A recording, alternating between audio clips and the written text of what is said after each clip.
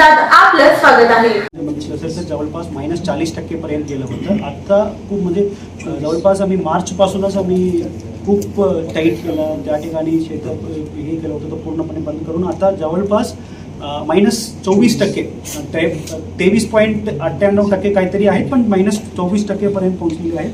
आणि जुलैपासून सोलापूरमध्ये तर माझा अपेक्षा तुम्हाला सर्वांना माहिती असेल की पाऊसचा परिणाम चांगला होऊन जाईल. त्यामुळे आता मागच्या वर्षी अपेक्षा यावर्षीचे परिणाम खूप चांगल्या पद्धतीने आहेत. आणि सगळं म्हणजे फक्त उजनी डॅममध्ये नाही, मध्य प्रकल्पाच्या सुद्धा 1-2 ठिकाणी सोडून बाकी सगळ्या ठिकाणी पाणी सुरळीतपणे आहेत, कुठेही काही प्रॉब्लेम नाही आहे.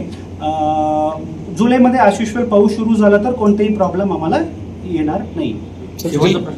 गोकुळ दोन्ही कंपनीचे प्रतिनिधी आणि आमचे एअरपोर्ट मॅनेजर असो या टर्मिनल मॅनेजर असो, त्यांच्या बैठक मी ॲक्च्युली पुढच्या आठवड्यामध्ये मी नियोजन केलं होतं. पण याच्यामध्ये नाईट लँडिंग करण्यासाठी नाईट लँडिंगचं करू आपण.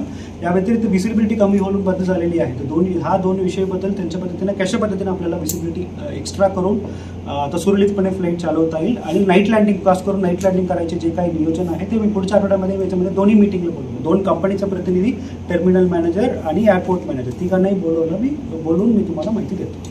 सर, आता IT पुढच्याबद्दल काल मी कॉर्पोरेशन कमिशनर आमचा ओंबासे सर आणि CP सर तिन्ही आम्ही सविस्तर मीटिंग घेतलं.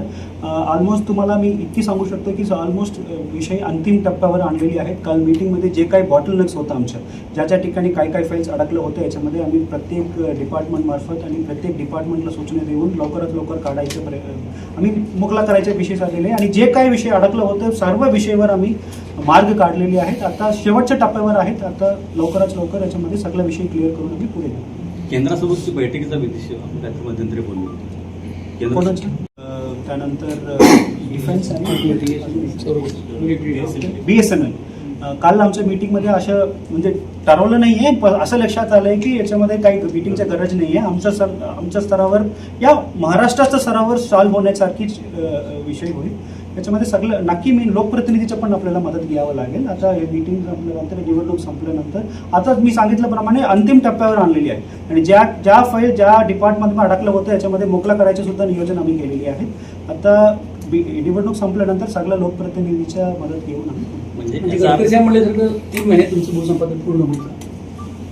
भूसंपादन तर ऑलरेडी सांगितलं. ठीक आहे, आता 2 पद्धतीनं भूसंपादन आहे. एक खासगी जमीनचं भूसंपादन, याच्यामध्ये ऑलरेडी 7 कोटीचे ऑलरेडी भूसंपादन झालेली आहे, पैसे सुद्धा गेलेले आहेत. आता फक्त 2 सेक्शनच्या भूसंपादन राहिलेली आहे. तो सुद्धा आता आम्ही इथे मान्यता देऊन डिव्हिजनल कमिशनर सरांना डिव्हिजनल कमिशनर मॅडमला आम्ही पाठवणार आहोत. तो सुद्धा विषय क्लिअर होऊन जाईल.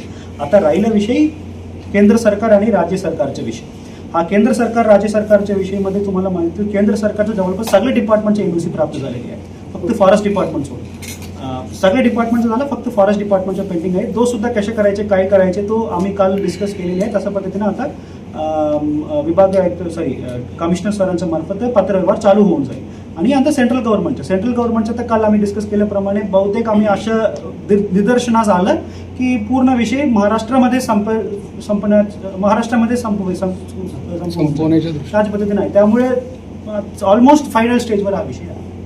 महत्त्वाचा विषय एक तुम्ही म्हटल्याप्रमाणे डबल डिजिटमध्ये पाणीतून बुडून होण्याच्या मृत्यूची संख्या डबल डिजिटमध्ये असं आहे. मागच्या वेळी माझं माहितीप्रमाणे डबल डिजिट नव्हतं, 7 ते 8 लोकांचा मृत्यू झाला होता. पण तरीसुद्धा विषय गंभीर आहे. त्याच्यामध्ये नॉर्मली आम्ही काय करतो, एक टीम तयार करतो, रेस्क्युअर्सची टीम करतो. तो कालावधीपर्यंत आम्ही लावतो. 8 तासाच्या ड्युटी देऊन हे पूर्ण दोन्ही ठिकाणी नदीच्या ह्या अलीकडे आणि पलीकडे दोन्ही ठिकाणी आम्ही असं करायला प्रयत्न करतो. या व्यतिरिक्त यावेळी आम्ही स्पीड बोट पण वापरायला आम्ही प्रयत्न करत आहे, जेणेकरून रेस्क्यू लवकरात लवकर होईल. पण कायमस्वरूपी हा विषय मिटवायचं म्हटलं तर आपल्याला म्हणजे काली बेट आहेत आणि प्रत्येक ठिकाणी उंची म्हणजे डेप्थ किती आहे तो आपल्याला करायचे.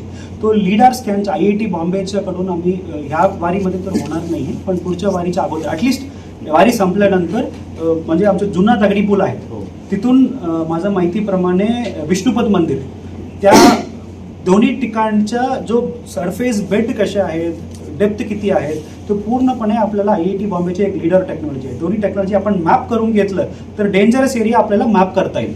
मॅप करता येईल. या आपण त्या ठिकाणी काहीतरी झेंडा लावून अलर्ट रेड कलर झेंडा लावून सांगू शकतो की इथून आपल्याला डेंजर होईल.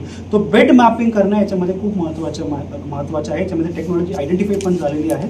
आता वारीच्या अगोदर मी पूर्णपणे प्रयत्न करतो, असेल तर लवकरात लवकर ही बेड मॅपिंग केलं तर कायमस्वरूपी हा विषय मिळेल. सेफ झोन आणि डेंजर झोन हे जर त्यांना इंडिकेट केलं तर प्रत्येक तुम्ही फॉरेनमध्ये बघितलं तर 3 पद्धतीने झोन असतात: ग्रीन, येलो, रेड. ग्रीन मध्ये कोणीही जाऊ शकतं, वयस्कर असो या कोणी जाऊ शकतं. येलो मध्ये फक्त स्विमिंग माहिती असलेले लोक जाऊ शकतात. रेड मध्ये कोणी जाऊ शकत नाही. असं जुना दगडी पूल पासून विष्णुपद मंदिरपर्यंत असलेल्या झोनाचं आम्ही पूर्णपणे मॅपिंग करून घेऊ लवकर.